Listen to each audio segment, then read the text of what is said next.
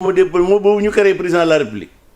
yooyu yëpp dañ ko war a boole def ko benn institut muy institut parlementaire d'évaluation de contrôle et d'évaluation des politiques publiques rattaché ko à l'Assemblée nationale bu ñu bëggee Assemblée nationale am ressources humaines yoo xam ne dina mën a def liggéey bi nga xam ne moom la ko constitution bi. mais parce que nag constitution bi moom santul pouvoir judiciaire muy contrôler l'action du gouvernement santul pouvoir exécutif muy contrôler l'action du gouvernement ki mu ko sant mooy Assemblée nationale malheureusement joxuñu ko jumtukaay yu mu ko def. mais ci sa biir wax léegi yaa ngi sànq bi ngay développé wax nga ba li nga xamante ni moom moo di auto député daf mel ni yow ànd nga ci ni nga waxee. mais donc ki ci ànd woon kay mooy Malick Ndiaye ak Ousmane Sonko ñun koy wax dëgg yàlla dañu doon jëndal wata suñuy député. d'accord donc c'est-à-dire ñoom ñoo wax waxeet waaye jëndal wata député mais ça c'est le minimum c'est-à-dire Ousmane Sonko bi wax la c'est de la démagogie. Assemblée la ñuy des toujours. c'est de la démagogie mais boo ma la maa ngi dégg ñu way député bu jóge mais même député bu dëkk Dakar na sëñ dañ ko war a jëndal wata dañ ko war a jëndal un député c'est-à-dire Sénégal 166 élus moo fi nekk nationaux muy le président et les 165 députés c'est pas rien léeg-léeg nga dégg ñu ne waaye assemblée bu ñu bëggee baax dañuy soppi mode d'élection du mooy defar assemblée nationale parce que nag quel que soit alpha tant que ni réew mi dundee c'est les politiques qui seront toujours à l'assemblée nationale. Alors parce que c'est une institution politique. Assemblée la ñuy desandi toujours wax ci li nga xamante ni moom moo di liggéey bi haute cour de justice bi fas yéene amal rawatina li nga xamante ni moom moo di commission instruction bi nga xamante ni foofee la Ndeye Saly Diop Dieng ak Mansour Faye Ismaïla Madior Fall Sophie Gladima ñi ñuy dégg ñoo ñëpp buñ leen di foofu lañ nar a ceetoo seen i mbir lu nu mel nag l'observateur mu ngi ñuy xamal ni Mansour Faye ak Ndeye Saly Diop Dieng récupéré nañ seen mandat de comparution. Bon suivre naa ko mais li ma jàpp mooy wax dëgg yàlla ministre yooyu muy Mansour Faye Ndeye Saly Diop Moustapha Diop Sophie Gladima waruñoo dem haute cour de justice à partir du rapport Covid rapport bi pend lire naa ko 178 pages lire naa ko 85 recommandations lire naa ko amul benn page wala ligne bu cour bi nee nañ topp ay ministre amul cour bi ñi mu topploo moo ñi joxoon xaalis bi te ñooy mooy les agents les comptables publics parce que en matière de comptabilité publique au Sénégal comptable public ñu am responsable parce que même sa ministre bu la ne joxee nangam te nam lay def loolu dëppoo la yoon da ngaa war a bañ benn même cour bi ñi muy topp lu ci cour ci fonctionnaires yi waxut ne dañoo détourné dafa ne dañoo dépensé te indi wuñ justificatif kon encore une fois pour man ñi ñu yóbbu haute cour de justice ci mbirum Covid yóbbulu leen pa c'est des otages politiques pour ce qui concerne Ismaïla c'est un autre débat moom benn waaye moo ne daf ko jox 50 millions Ismaïla reconnaître na jox na ko 50 millions delloo na ko li war a jaaxal nit ñi nga xam dañu am souci état de droit muy l'égalité des citoyens devant la loi parce que yoon bi tere corruption moo daa tegi daan ki corrompre ak ki ñu corrompre maanaam ki compale ak ki ñu compal benn loi bi moo leen daan day doy war nag ki nga xam ne moom nee na moo jox Ismaïla 50 millions ñu bàyyi ko muy taxawaalu ki ñu jox tam ne delloo na ñu téye ko et c'est la même chose avec le cas Lat Diop ku nit too ko jiiñ ne dama ko jox xaalis kooku jàpp ñu ko ñëw jàpp Lat Diop rek kon dafa mel ne kon li may wax toujours rek mooy Ousmane Sonko ak Diomaye ak Bassirou Diomaye Faye wala Bassirou Diomaye Faye ak Ousmane Sonko lijjanti nañ ba kuñ bëgg a rendi ci politique buñ ñàddee am nañ magistrat yu leen koy réel Cour des comptes moom bi ci des mooy la Cour des comptes c'est-à-dire à la limite c'est une cour de honte parce que nag Sénégal diggante 1962 ak léegi dafay évoluer lool le 61 parce que je crois que la cour a été créée en 1961 dafa am mandarga yoo xam ne Cour des comptes daf ko am te ñun suñu droit nanguwu ko la Cour des comptes day remettre en cause le principe de la séparation des pouvoirs parce que c'est une cour ad hoc maanaam assemblée ak justice ñoo ko bokk or assemblée li ñu ko sant mooy légiférer autoriser le gouvernement pour mu am ay budget contrôler l'action du gouvernement évaluer des politiques publiques assemblée kenn sant ko muy atte bokk ci liggéeyam justice donc warta mën a bokk ak assemblée tribunal or la cour c'est un tribunal ad hoc boo xam ne député yi fa nekk ak magistrat loolu warta am beneen bi ci des dafa am loo xam ne kër yi daf ko amul woon mu indi fi coow ba ñu dindi ko muy double degré de juridiction maanaam bu ñu la daanee nga mën a def appel or en instruction mënoo appel bu ñu la condamné aussi mënoo def appel te loolu coow loolu moo daloon kër yi ba tax ñu jëlee ko fi indi Cour des comptes kon bala ñu woon a ubbi bala ñu woon a man commencé dara li ñu waroon na def muy modifier nam tuddati loi bi créé Cour des comptes que par la haute cour de justice pour que mu conforme aux standards internationaux du droit notamment mu am double degré de juridiction aussi bien en commission en instruction qu'en procès bi des mooy aussi nag c'est un tribunal politique. Or, dans un état de droit, il ne peut pas y avoir de tribunal politique. Mais il faut remettre en cause aussi le principe du fond de la République, l'égalité des citoyens devant la loi, c'est une cour spéciale pour borom domba tanki wala borom yax yu reuy. Or, dans ce pays-là, amul yax bu reuy amul yax bu Sénégal yépp ñoo wara yam ci yoon. Autrement dit, Sénégal wulu am une haute cour de justice. Manam muy président bi muy ministre ku ci def lo warta def. Tribunal bi may dem buñ ma jappé ca nga wara dem yow it la même chose parce que lolu moy égalité des citoyens devant la loi. Tout ça c'est le principe fondateur de la République. Donc Cour des comptes manam tay ji niñ ko bindo deppowul ak daraja yi Sénégal am ci mbirum état de droit. Deuxièmement, ñañu fa yobbu amu ci kenn ko xamné Cour des comptes nén nañ la fa wara yobbu. Kon ñeneen fa yobbu moy peut-être les magistrats de Ousmane Sonko wala Ousmane Diagne ak seeni policiers ak seeni gendarmes. yow daa gis-gis boobu nga ci am. absolument boobu am. d'accord alors beneen mbir père. caisse de dépôt et consignation ki nga xamante ni jamono jile moom moo fay njiit bi di Fadilou Keita dafa am benn entretien bi nga xam da ko accordé suñu naataango yoo nekk ci Seneweb. ci boobu la entretien nag ñëw na ci lu bëri ñëw na également ci ay réformes yi nga xamante ni facile nañ ko jël jëmale ko tamit ci li nga xamante ni moom moo di wàllu loyer bi dinaa ci ñëw ci kanam tuuti mais laataa loolu dafa am annonce bu mu def jëmale ko ci ki nga xamante ni moom moo di Cheikh Issa Sall ba sax nee na Cheikh Issa Sall jël na engagement mu remboursé ab oto bi nga xamante ni utoon na ko mu toll ci 80 millions te nu mu ko utee moom dëppawul xëj na ak li nga xamante ni noonu ne lañ koy xaaree beneen mbir bi tamit mu ne ci lu nu mel dina am ab rapport bi nga xamante ni dina tukkee ci IGE te boobu les rapport mënees naa confirmer li nga xamante ni moom moo di en tout cas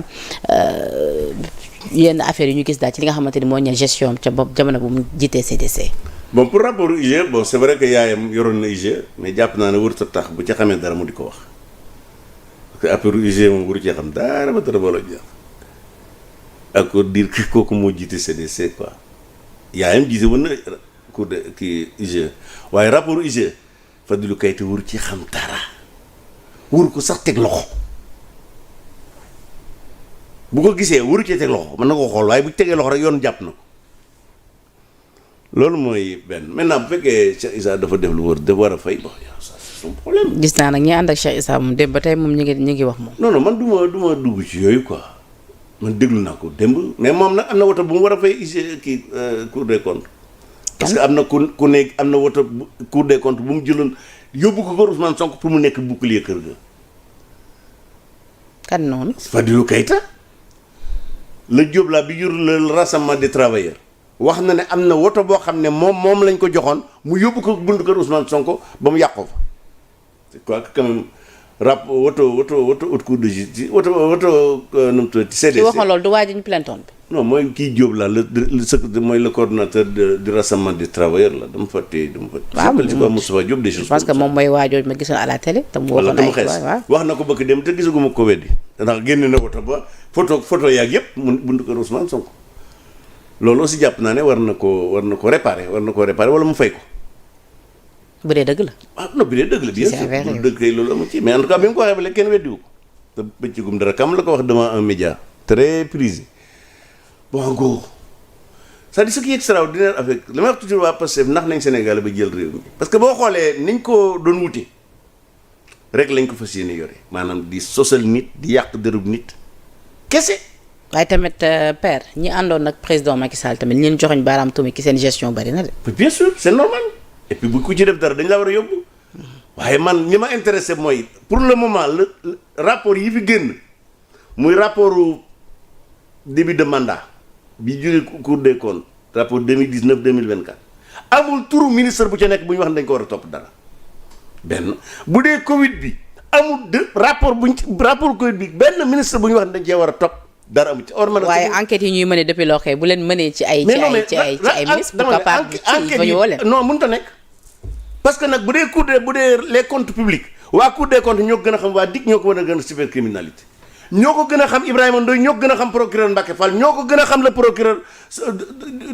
comment il s'appelle du pôle judiciaire financier. La Cour a fait un travail très pointu sur les 1000 milliards. mais c'est pas pour rien que ñu ubbi ci enquête.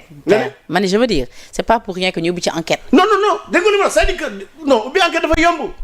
am ndey sali jëng nga naa ko da nga sàcc ay ventilateur ay climatiseur dama ne c'est-à-dire la responsabilité pécuniaire ci ñi nga xam ne ñoom lañ dénk xaalisu réew mi ministre amu ci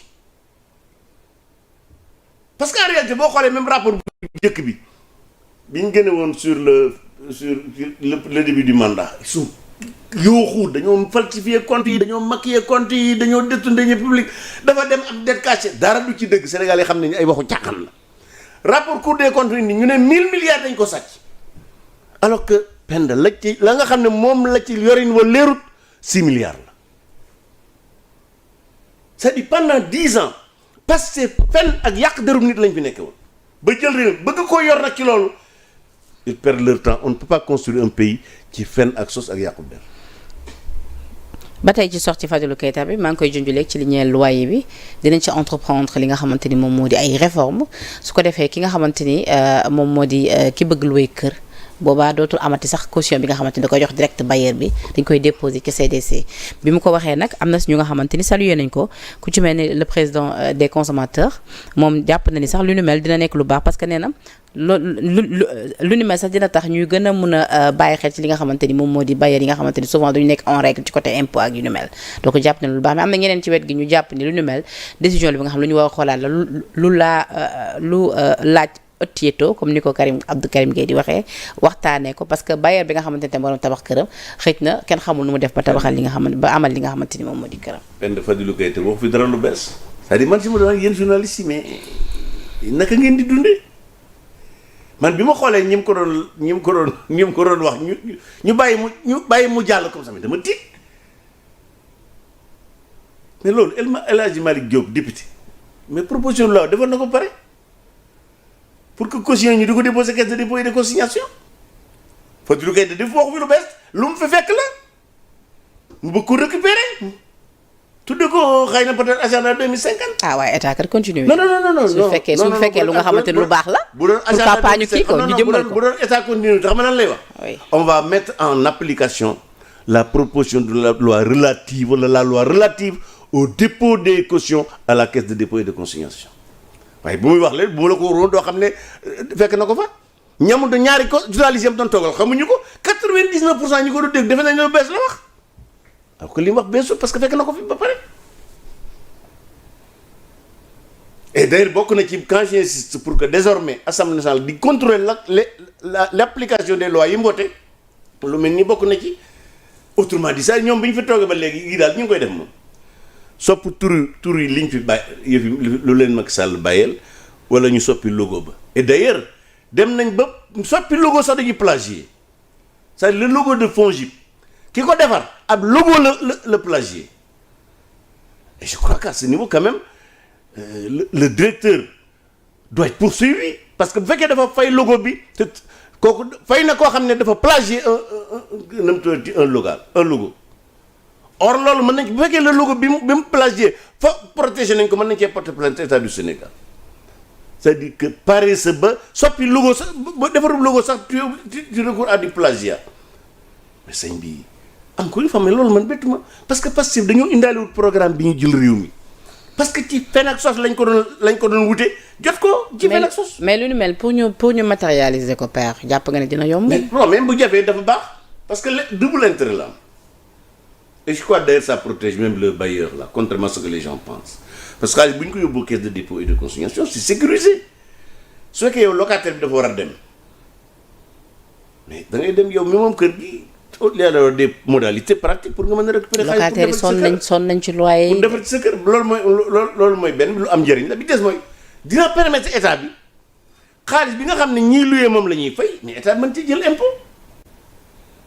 jàpp naa ne vraiment c'est une bonne idée cette idée là moo fondé woon la proposition de El Malick de El Hadji Malick Diop l'ancien député de Benno Bokk Yaakaar de l'AFP kon waa ji comment il s'appelle